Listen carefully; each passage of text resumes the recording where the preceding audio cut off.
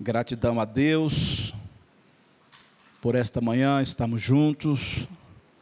A todos que estão também conectados, que a boa mão do Senhor seja sobre a sua vida.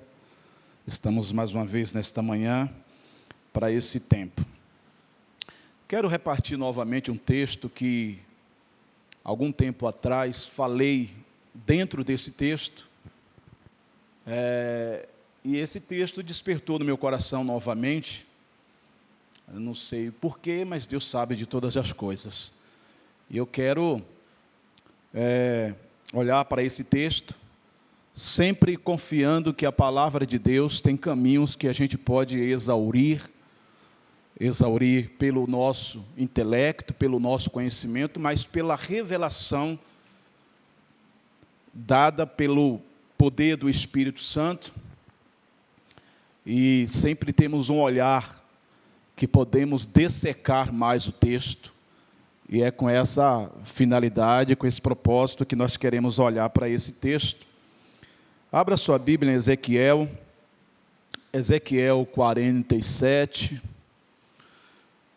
Quero ler apenas um versículo desse texto. Podemos nos ater aí ao versículo de número versículo 5 e também o versículo de número 6.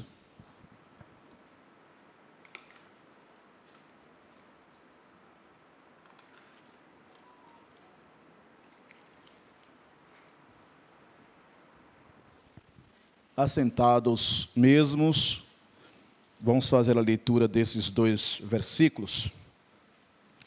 Nos diz assim a palavra de Deus: mediu ainda outro 1000, e era já um rio que não podia atravessar, porque as águas tinham crescido, águas que se deviam passar a nado, rio pelo qual não se podia passar.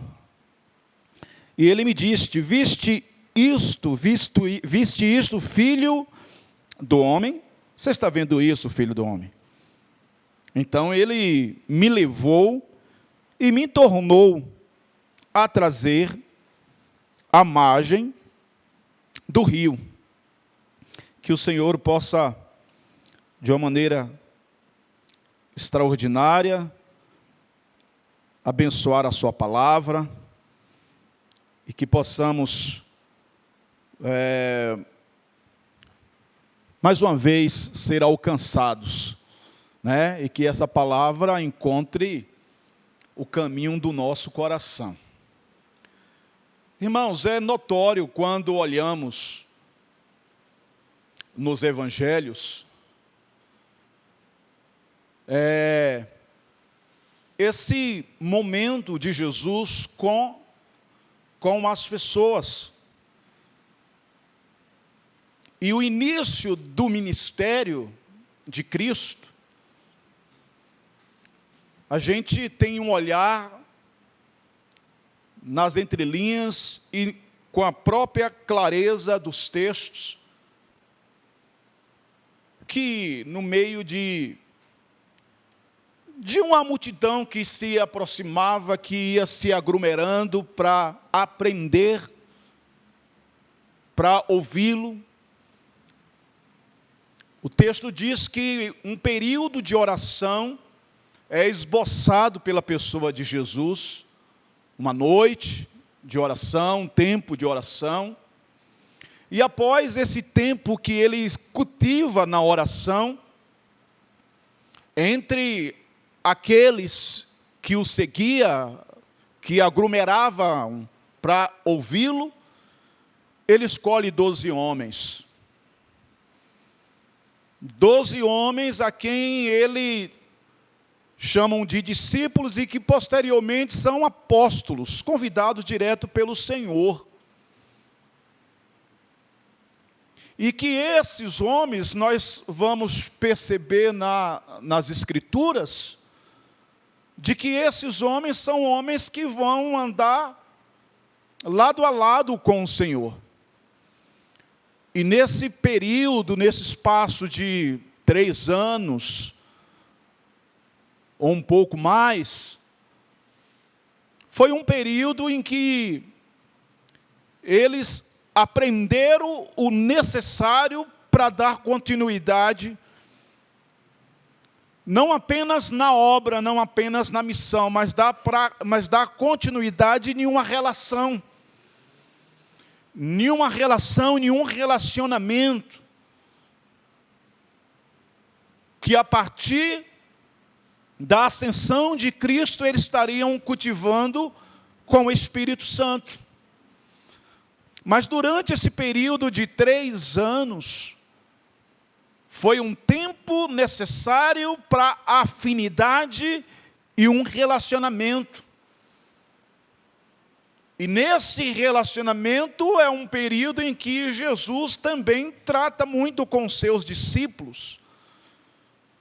Esses homens que são tirados do meio da multidão, são pessoas que vão ser preparadas, forjadas, trabalhadas pelo Senhor e pelo ensinamento do reino de Deus que se manifestava no próprio Cristo.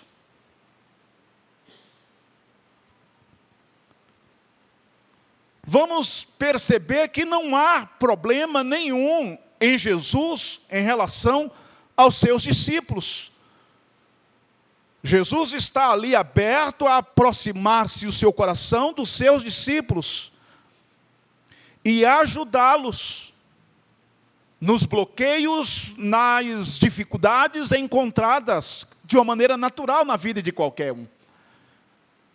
Esse era também um dos seus propósitos, uma afinidade, um relacionamento que pudesse trazer cura, que pudesse trazer libertação, que pudesse trazer confrontamento, tudo manifestado pelo seu amor. Essa é uma oportunidade que o Senhor nos dá, na medida em que nós também nos relacionamos com Ele, somos confrontados com amor. Nosso caráter vai sendo forjado com amor. E durante este período, Jesus estava de coração aberto para recebê-los, e assim o fez.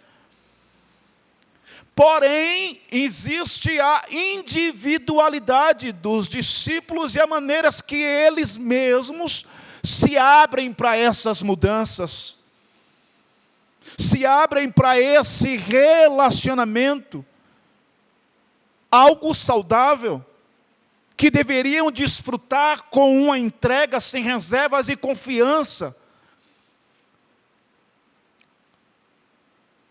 Contudo, porém, eles decidem, na individualidade, se relacionarem do seu jeito.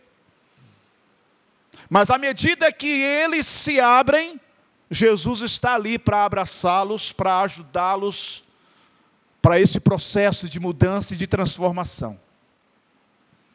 Na escolha dos 12 discípulos, percebemos que entre os 12, destaca entre esses 3 discípulos que têm, vamos dizer, uma abertura maior para uma afinidade, para um relacionamento com a pessoa de Jesus. E é claro que nós, quando olhamos, vamos destacar isso que está ali, né, neste grupo dos 3, Pedro, Tiago, João. Há uma demonstração de uma afinidade, mas uma afinidade mais rebuscada entre eles e a pessoa de Jesus, que tem um destaque em relação aos outros, que são 9. Mas entre os 3, percebemos um destaque ainda, de Pedro e João.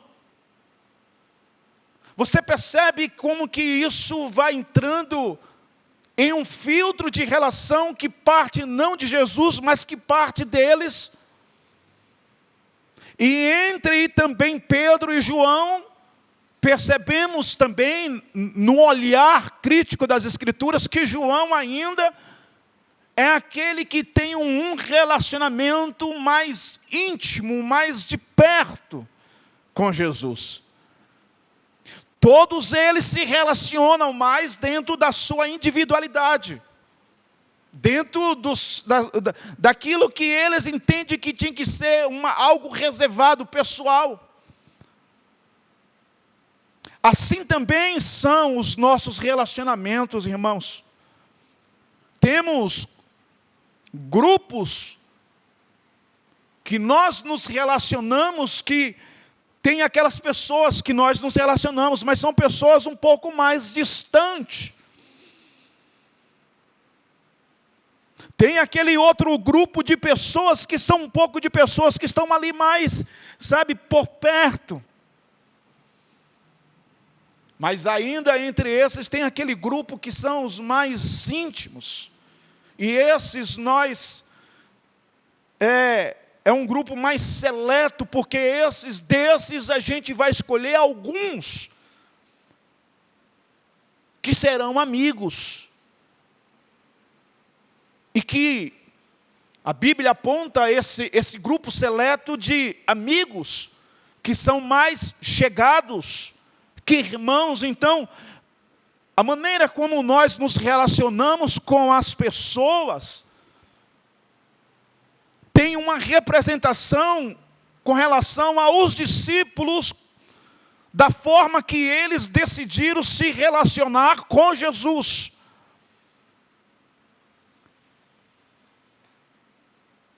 Nós filtramos as pessoas que vão ser mais, aqueles de fato que a gente vai poder abrir o coração, para ouvir também algumas verdades, porque amigos falam a verdade quando precisa ser ouvido, confronta. Então esse é um tipo de grupo que estava de forma geral envolvida com a pessoa de Cristo. Por que eu estou falando isso? Porque esse texto de Ezequiel tem uma representação, uma linguagem figurada nesse texto, que não aponta apenas para Israel, mas tem um apontamento para nós como igreja. Esse texto que você pode estudar de uma maneira minuciosa em casa, é um texto que aponta ali uma presença angelical, na figura de um homem, e que em um certo momento, que a água que está saindo do limiar da porta do templo, toma um espaço. E na proporção que aquela água vai tomando aquele espaço geográfico, aquela figura daquele homem, daquele anjo, daquele mensageiro, convida Ezequiel para fazer uma caminhada. Então nós olhamos para esse texto e, na verdade, podemos compreender de fato que a vida cristã tem justamente esses estágios, justamente estas fases. E eu gostaria de olhar para esse texto e pensar nesse texto dentro desta compreensão de que, primeiro, o procedimento e o processo que acontece aqui no versículo 3. Quando se faz a medida em que a figura daquele anjo o convida, o profeta Ezequiel, diz que as águas estão dando na altura do tornozelo. E isso para nós traz uma aplicação de compreender que esse processo, este momento, é também um momento do novo nascimento. O novo nascimento é um processo pessoal. O novo nascimento é uma experiência também espiritual.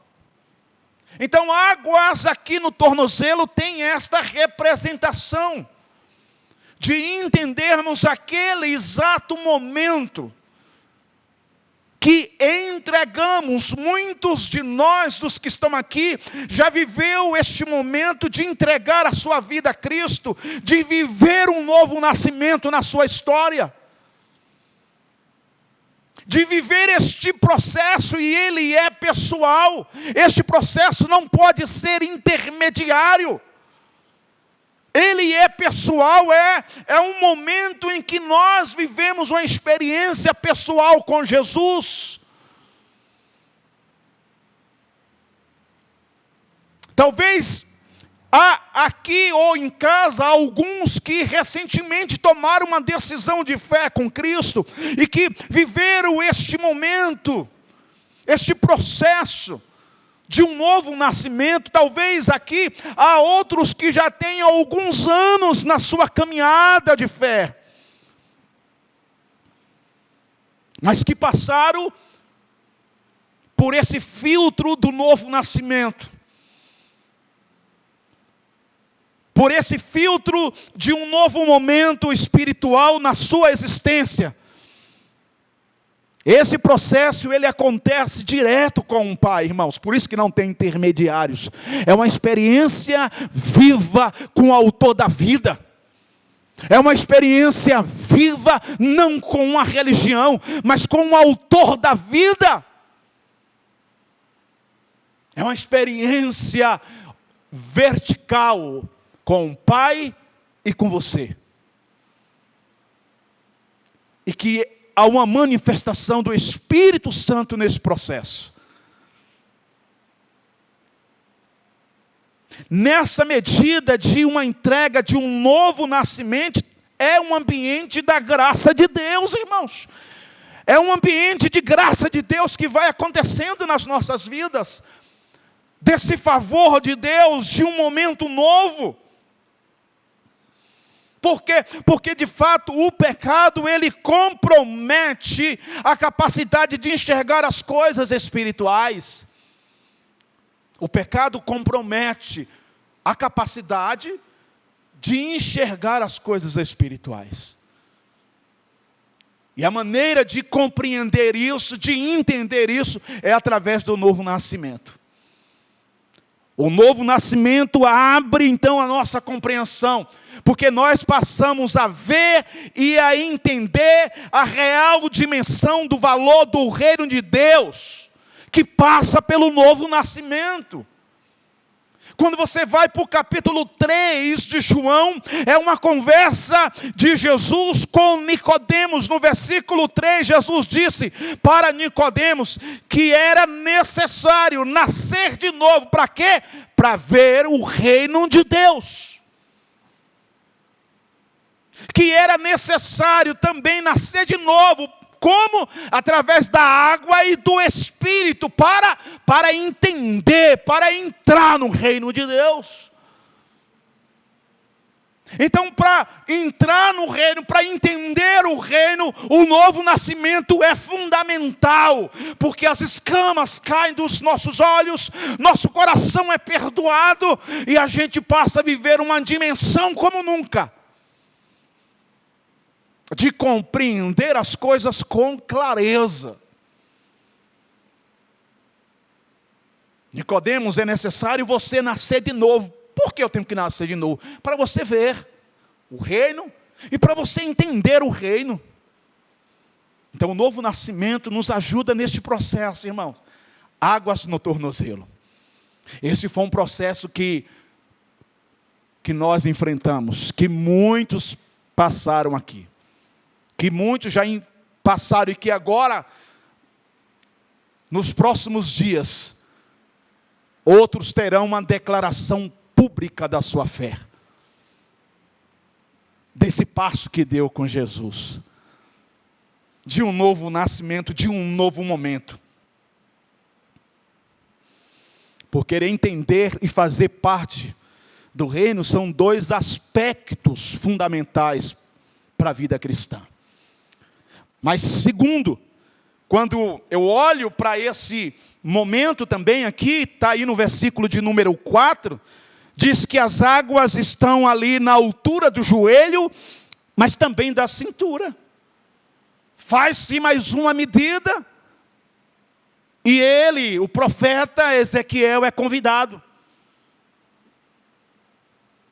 E agora as águas estão dando na altura do joelho, depois mais uma medida no versículo 4, e as águas estão dando na altura da cintura.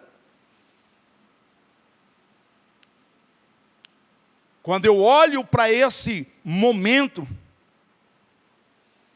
eu percebo e vejo aqui algo que está partindo do profeta.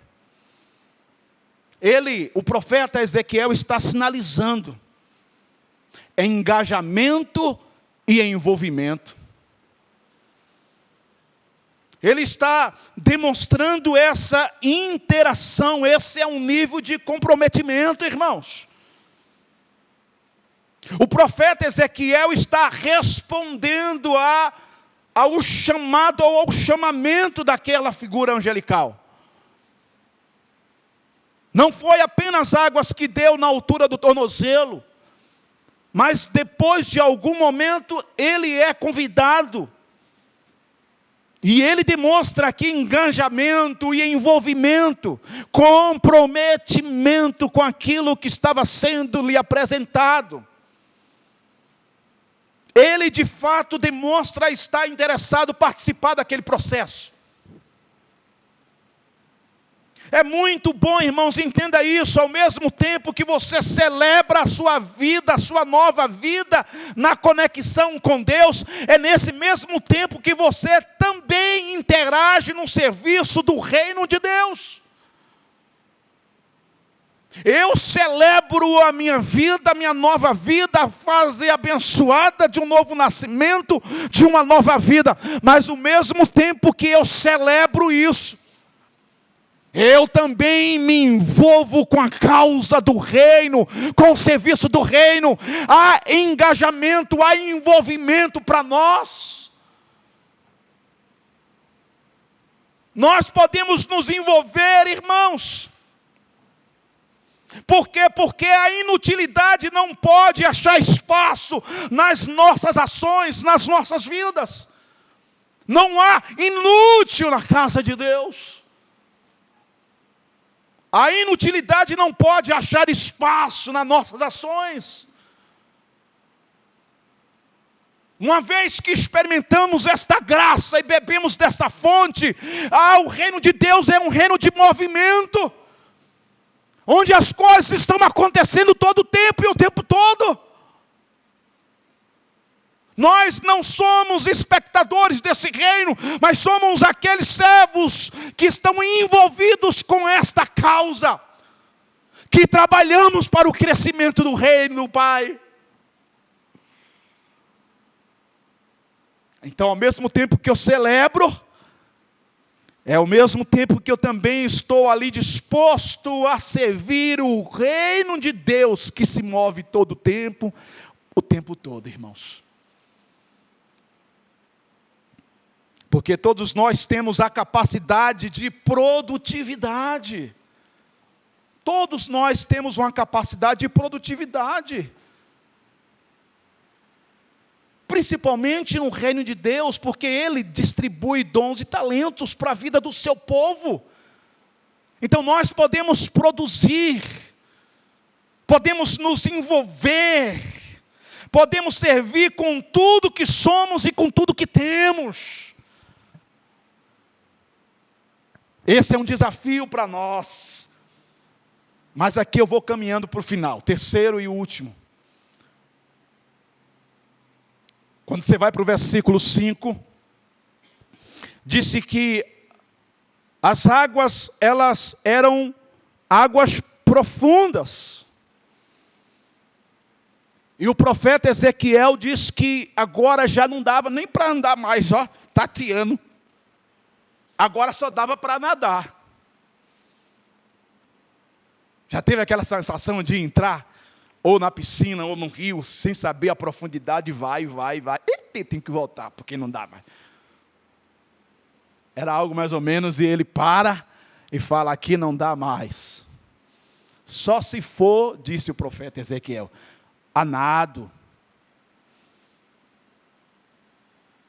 Sabe, esta fase é uma fase muito delicada. É uma fase delicada.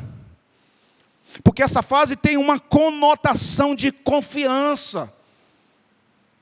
É uma fase que tem uma conotação de confiança em uma dimensão que vai muito intensamente sobre a nossa vida. Águas profundas é uma fase de confiança. É uma intensidade de confiança, irmãos. E é claro, você entrar em um rio, e principalmente no tempo de cheia, que a água está meio que barrenta. Meio que barrenta não, a água está barrenta, a verdade é essa. Tudo turvo, você não tem nem ideia da profundidade. Quem não sabe nadar, menos coragem vai ter para entrar. Mas não é destas águas que nós estamos falando. Não é destas águas que o rio de Deus está tratando. Que a palavra de Deus está tratando. Está falando de uma dimensão espiritual de confiança. Está falando de uma conotação de fé.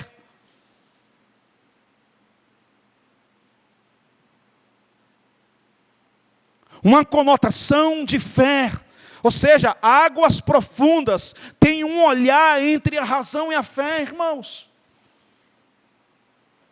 Águas profundas têm um olhar entre razão e fé. Por quê? Porque a razão tem a capacidade de ponderar limites e chegar à conclusão de uma suposição em determinada coisa ou assunto.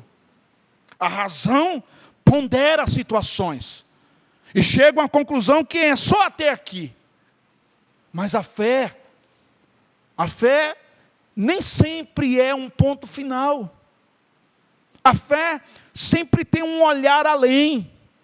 A fé, a gente às vezes coloca um ponto final em determinadas situações ou histórias que nos envolve ou que envolve terceiros, pessoas da nossa casa, da nossa família. Mas, na verdade, a fé não é um ponto final, é uma vírgula. Ainda há coisas que podem acontecer. A fé nos aponta para o mais, para o além. A razão pondera, a razão aponta, põe limites. Mas a fé nos leva a uma compreensão e uma dimensão do além, que pode, da intervenção que pode, de algo que pode acontecer. Por isso que nós temos que dar esta olhada, porque a fé, ela norteia para algo a mais, mostrando que nem sempre é o ponto final da história. Nem sempre é o ponto final da história. Pode ser apenas uma vírgula, e que tem muito mais para acontecer. Tem muito mais para acontecer. Não importa o cenário, irmãos.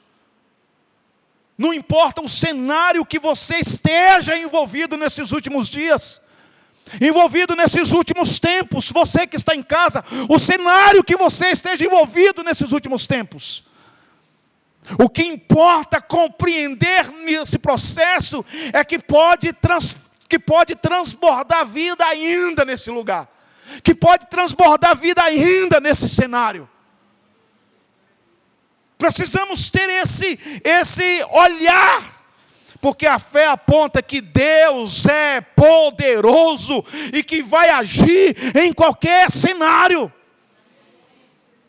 A fé aponta para dizer o seguinte: Deus é poderoso. A última palavra é de Deus, e que Ele pode agir em qualquer cenário. E fazer algo novo acontecer, irmãos.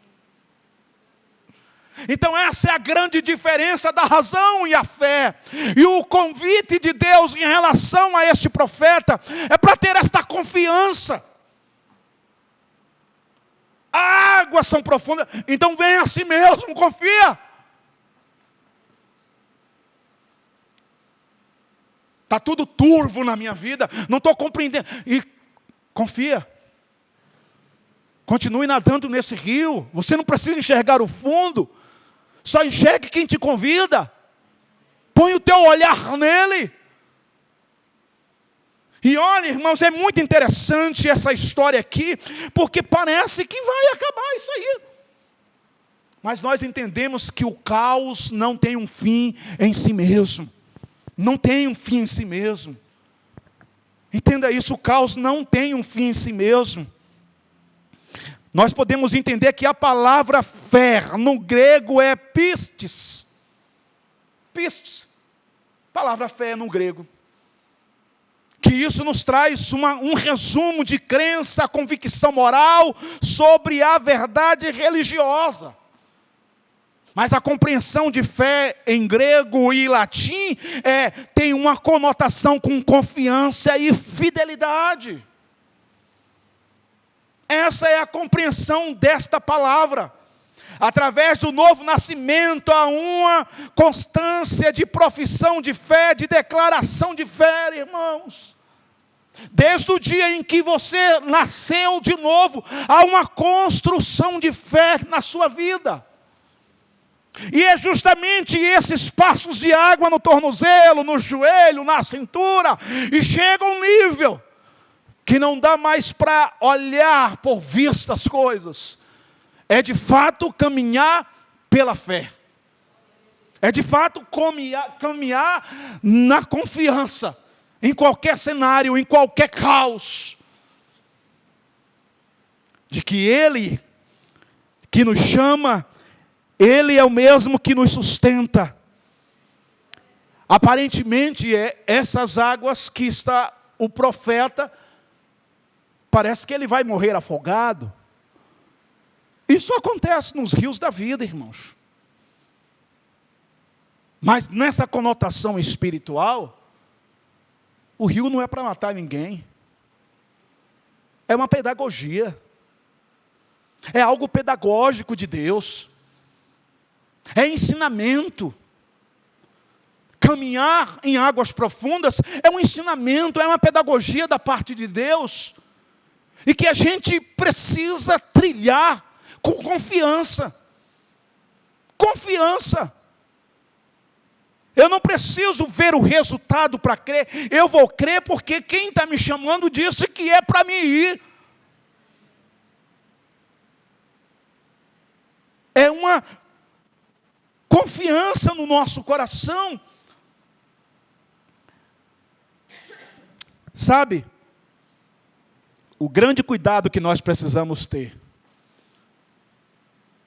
nessa compreensão da fé. Porque senão, o triunfalismo da fé, ele não está no aspecto de estabelecer dentro da minha necessidade.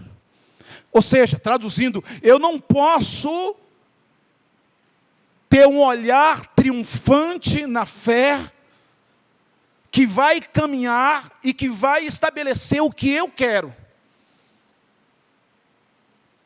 E não é dessa fé, de um pensamento positivo que a Bíblia está falando. Não é de uma fé de prosperidade material, embora isso faz parte da vida cristã, faz. Deus abençoa, abençoa. Deus abre porta. Mas isso é secundário. O que tem que nortear a nossa fé não é este olhar. O que tem que nortear esta fé é o que eu desenvolvo com Deus. a minha vida com Deus, é meu relacionamento com Deus. Você já percebeu que nós, povo de Deus, não se limita aqui, tem uma tendência de dizer, agora eu fiz um propósito, de que esse ano eu vou conseguir isso. A gente faz propósitos sempre. Aí Deus está dizendo, mas eu também tenho um propósito. Você quer que eu faça parte do teu propósito, que te abençoe, mas eu quero que você faça parte do meu propósito. Você percebeu que a gente tem uma tendência, agora vai, é meu propósito, e o de Deus. Então a nossa fé nos traz uma conexão de uma intimidade para entender que a nossa fé não é tudo, existe uma soberania. Existe uma soberania. A nossa fé não é fé na fé, a nossa fé é fé em Deus. Se é fé em Deus, estamos submissos a uma autoridade maior. Se a nossa fé é fé em Deus, quer dizer, irmãos, que o que vai de fato direcionar a nossa vida não é apenas os meus propósitos, mas é os propósitos de Deus. A prioridade tem que ser os propósitos de Deus. Eu preciso entender isso. Aí Tiago vai nos ajudar nisso. Tiago capítulo 4 vai nos ajudar nisso. Você vai ler Tiago 4, ele vai dizer que a gente tem uma expectativa, a gente projeta tanta coisa. Dá uma olhadinha em Tiago 4. A gente projeta tanta coisa e ele vai esmiuçando em relação à fé. E ele fala mais à frente, principalmente no versículo de número, até anotei aqui, principalmente no versículo de número 15, ele vai dizer assim, olha, você pode projetar, pode pensar, pode sonhar, pode programar a sua viagem, faça tudo. Agora entenda, se Deus quiser. Versículo 15 está dizendo isso, se Deus quiser. Significa dizer, irmãos, que o autor da fé é quem pode nos abençoar em todas as nossas demandas, em todas as nossas necessidades, em todas elas. Você sabe que em 2018, e eu sei que a maioria sabe que 2018 foi uma turbulência, um tempo muito difícil para nós, mas principalmente para minha esposa. Você sabe que dentro daquele contexto, poucos dias, o Senhor disse a ela, dias depois, 8 dias, 10, 15 dias, naquele processo tão difícil, e que você fica, meu Deus, o que é que eu vou fazer? Por que isso? E como é que vai ser? O Senhor disse poucos dias, irmãos, esse é um tempo do diamante. Você sabe que isso me deu um conforto com esta palavra, em parte. Esse é um tempo de diamante. Isso me deu um certo conforto. Mas quando eu fui estudar, porque até então eu não sabia, quando eu fui dar uma olhada e pesquisar qual o processo do diamante, eu falei, meu Deus, não, Senhor, é muito doloroso. Estude um pouquinho sobre o processo do diamante. A alta temperatura que tem que enfrentar. Dias depois, 25 dias, 30 dias depois da situação que envolvia ela, eu sou muito difícil de ter sonhos na vida, de sonhar. E eu sei que um daqueles dias eu tive um sonho. Eu sonhei que meu carro era roubado em uma praça. E ali dentro daquele carro estava o meu Max. Olha, meu cachorrinho, Max. E eu tive um desespero naquele sonho, irmãos, porque levaram o meu carro e levaram ainda meu Max, o meu cachorrinho, meu Paulista, que foi morar no Pernambuco. Resultado disso, falei para a Márcia, eu tive um sonho assim. 2 dias depois, roubaram o meu carro na porta da igreja.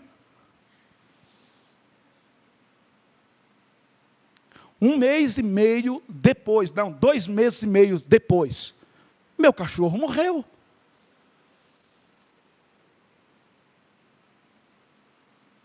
E aí eu fui tendo uma compreensão do processo do diamante,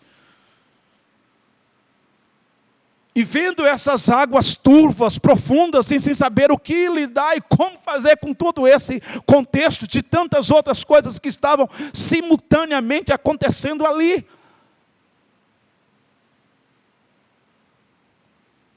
Você sabe que eu orei, quando o médico diagnosticou aquela situação da Márcia,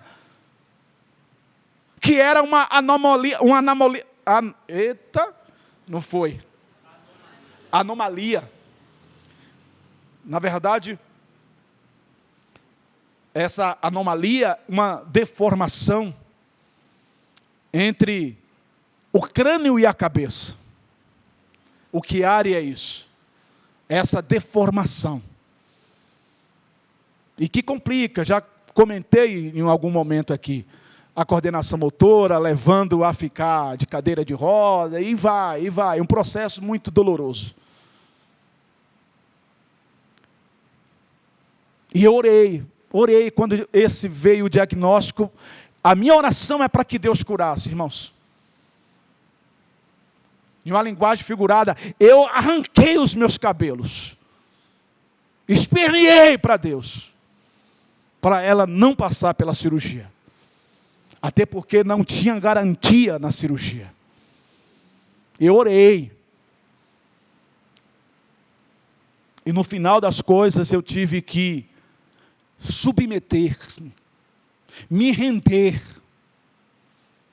de que Deus era maior do que a minha fé. Sabe, às vezes nós colocamos a nossa fé acima de tudo e acima. Tem um soberano e que rege todas as coisas, e que conduz todos os cenários, e que direciona do jeito dele. Isso não é falta de fé, mas é submissão ao que Deus tem para fazer. Porque Ele sabe, Ele é soberano, irmãos, Ele sabe o porquê. A nossa fé, ela não é soberana, a nossa fé submete a uma direção de Deus, a um direcionamento de Deus, a uma vontade de Deus. Você pode estar agora vivendo esses momentos de águas turvas, de águas profundas, e não tem uma ideia como que isso vai proceder, onde isso vai chegar. Deus é maior do que tudo isso. Deus é maior do que todo este cenário, de que todo este caos. Mas sabe o que é que depende de nós, o que depende de você, o que depende de mim? Submeter. A minha fé não controla a soberania de Deus. A minha fé não determina. As pessoas andam determinando tanta coisa. E Deus olha e fala, oh meu Deus, eu determino. E Deus fala, eu que tenho o controle. A gente ora, a gente intensifica na oração. A gente ora para que cenários mudem. Mas o soberano é quem pode mover tudo isso. Com certeza, mediante a nossa fé, mediante o nosso clamor, mas mediante a sua vontade. Eu queria que você se colocasse de pé.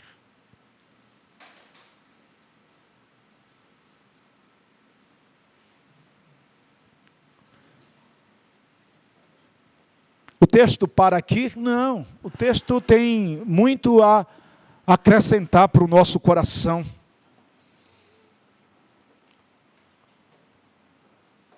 O texto tem muito a acrescentar para o nosso coração. Mas o que nós podemos compreender até aqui que na caminhada com Jesus, de fato estaremos experimentando águas profundas. Nessa caminhada vamos experimentar isso. Como disse outro dia o meu pastor pregando aqui, que profundidade envolve quebrantamento. Profundidade envolve quebrantamento. Quebrantamento envolve essa rendição. Às vezes a gente fica ali, insistindo, e fazendo tentativas, quando na verdade tem que ser uma rendição diante do Senhor.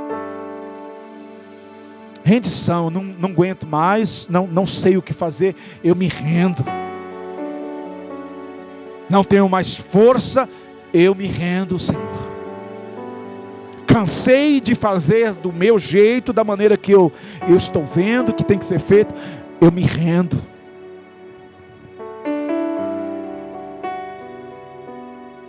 Você sabe que esse período, esse processo de águas profundas que nós enfrentamos,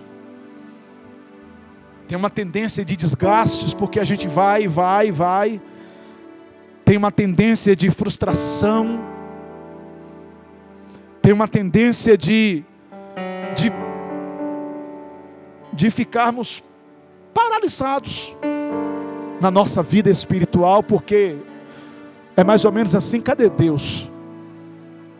Eu faço, e cadê Deus? Tem uma tendência de entrar em um ambiente de incredulidade, porque eu faço, porque eu estou lutando, porque estou isso, eu estou aquilo, e cadê Deus? Deus enfrenta processos conosco, irmãos, e os processos não são para nos matar, e nem tampouco essas águas é para nos sufocar. Esses processos é para nos ajudar em crescimento. São dolorosos. Opa! Cada um aqui sabe os seus processos. Os processos que envolvem a sua vida, o seu casamento, as suas finanças, a sua saúde, a sua família, a sua vida profissional. Cada um tem os seus processos. Eu acho que nesta manhã, algo importante que a gente poderia fazer, olhando todo esse cenário, é mais uma vez se render diante de Deus. Render-se o nosso coração. Naquela situação, o profeta entende que não dá. Aquela figura angelical traz ele de novo para a margem do rio. Olha como ele percebe que a margem estava diferente. Tinha um verde ali. Olha, ele percebe que tem frutos nas árvores. Ele percebe que há um novo cenário naquele ambiente. Parece que foi pintado um novo quadro. Não é. É o mesmo cenário. O que acontece é que não tinha vida, e a vida chegou ali. O rio passava, e onde passava aquele rio que saiu lá do limiar da porta, as coisas foram mudando, a vida foi chegando, foi restaurando. Sabe, irmãos, o que pode fazer a grande diferença no meu coração, no seu coração, é o rio de Deus. Para trazer doçura o que está amargo, para trazer vida aonde está a morte. Há tanta coisas que a gente deixou morrer, porque a gente cansou, e isso foi gerando um grande desgaste. Mas há um convite de Deus nesta manhã para você, para mim, para você que está em casa. E o convite de Deus é, irmão, rendição. Rendição.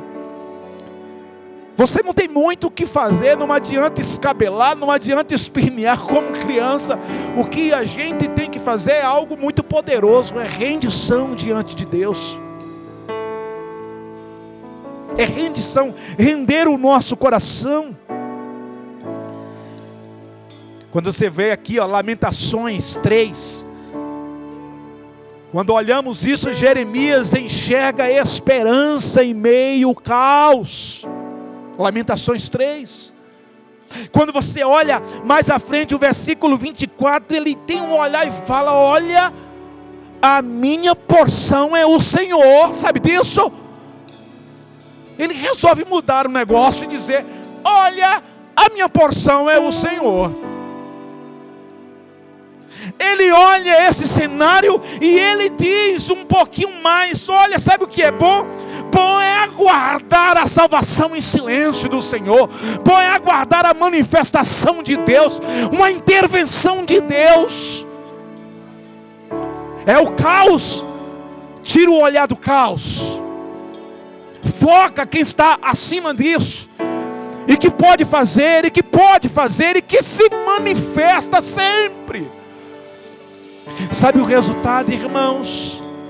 Hoje a minha amada esposa está vivendo um tempo muito melhor na sua saúde. Muito melhor na sua saúde. É uma pedagogia que chega para todos nós. É um ensinamento que chega para todos nós. É um processo que chega para todos nós. Sabe para quê? Para depender mais, para entender quem faz é Ele, que se manifesta é Ele. Palavra final está nas mãos de Deus. Se você quiser vir ao altar, vamos orar. Vamos ter uma canção agora. Olha que canção linda. Vamos lá, Gustavo. Ministério de Louvor. Ouve essa canção e venha, irmão, para o altar. Faça desta canção a sua oração.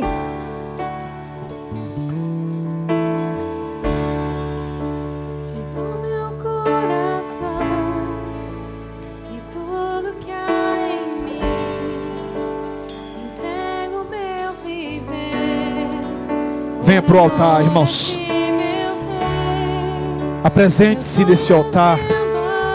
Se você de fato não pode vir, ore no seu lugar. Mas o altar é algo de oportunidade para mais uma vez entregar. Para mais uma vez entregar.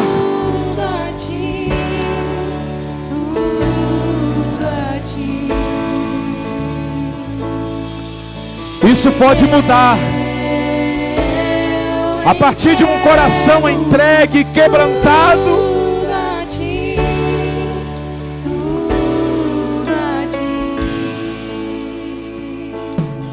Faça dessa canção a sua oração.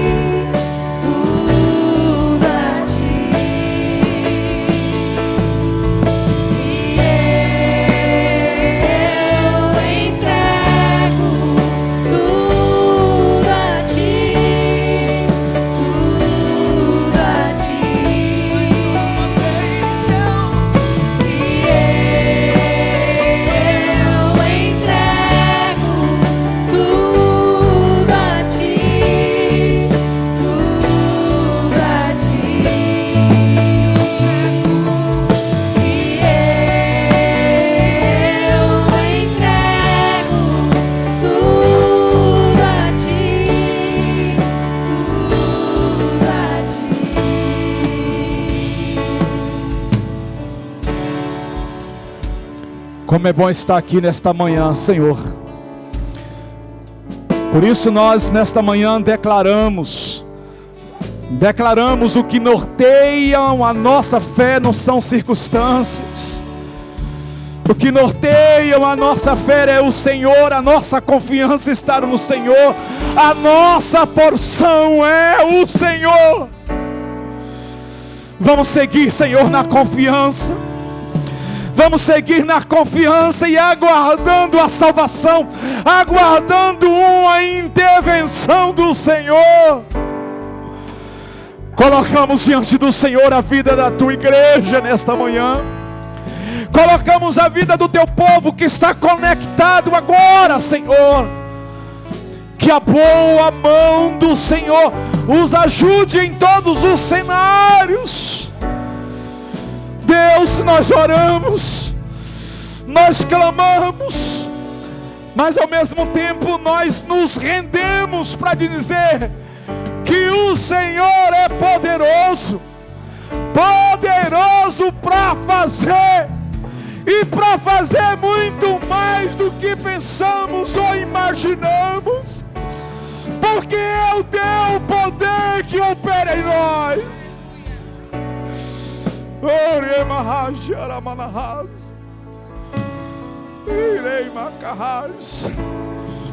Ó Deus, eu oro nesta manhã e te peço sobre a tua igreja.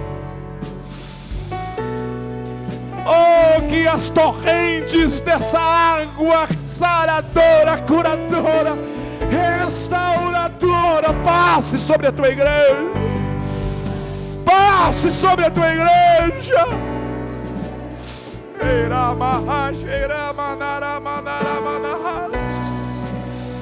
Renove, ó Deus, a força do teu povo. Renove o ânimo e o vigor da tua igreja.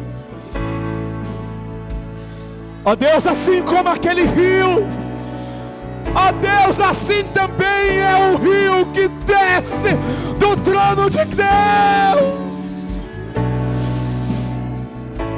O trono de Deus, o rio que desce do trono de Deus, que alegra a cidade de Deus, a morada do Altíssimo. Deus está no meio dela, não será abalada.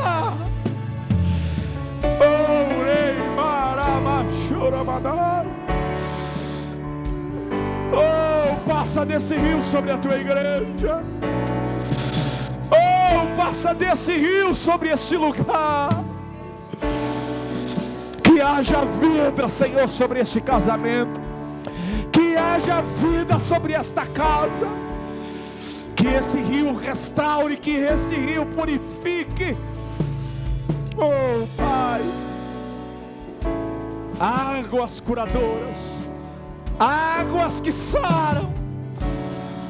Esta água é medicinal, ó Deus, e vem do trono, e vem da presença do Senhor, e vem do alto sobre este lugar.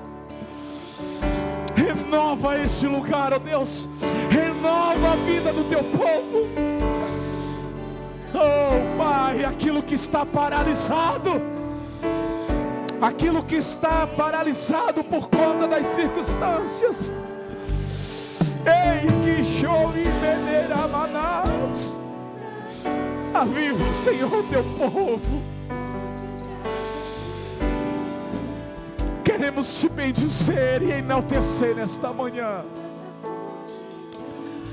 Você que está nesse altar, você pode se colocar de pés.